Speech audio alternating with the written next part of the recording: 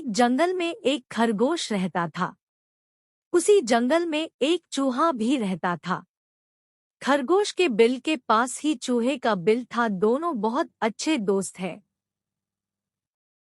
दोनों दिन भर मौज मस्ती करते थे और कहीं भी जाते तो साथ में जाते थे।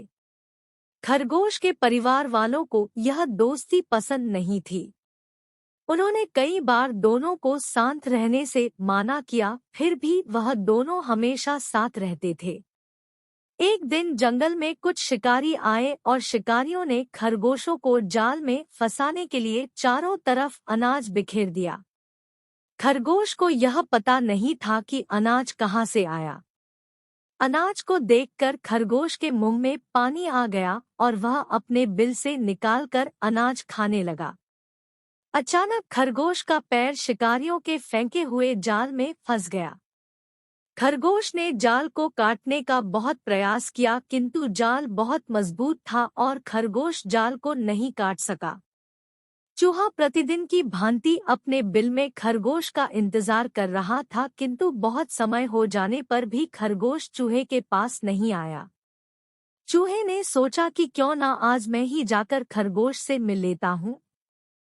चूहा खरगोश से मिलने के लिए उसके पास गया और देखता है कि खरगोश शिकारियों के जाल में फंसा हुआ है और जाल से निकलने का प्रयास कर रहा है, किंतु जाल से निकल नहीं पा रहा है। चूहा तत्काल खरगोश के पास पहुंचा और खरगोश से पूछा, खरगोश भाई, यह सब क्या है और तुम इसमें कैसे फंस गए? खरगोश जवाब देता है, मित्र, यहाँ शिकारियों ने चारों तरफ अनाज फैलाया था। अनाज खाने के लालच में मैं उनके जाल में फंस गया हूँ और अब इस जाल को काटने का प्रयत्न कर रहा हूँ, किंतु जाल इतना मजबूत है कि मुझसे नहीं कट रहा है। चूहा बोला, तुम चिंता मत करो, मैं अपने पैने दांतों से अभी इस जाल को काट देता हूँ। अपने पैने और नुकीले दांतों से चूहा जाल काट देता है। इस प्रकार चूहा खरगोश को जाल से आजाद करा देता है। जैसे ही खरगोश आजाद होता है, उसी समय शिकारी वहां आ जाते हैं।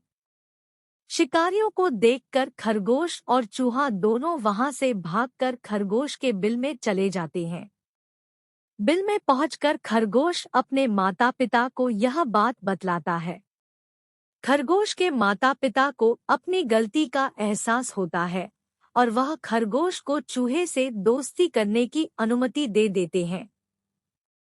शिक्षा। चूहा और खरगोश की कहानी से हमें शिक्षा मिलती है कि अच्छा दोस्त बड़ा हो या छोटा हमेशा काम आता है।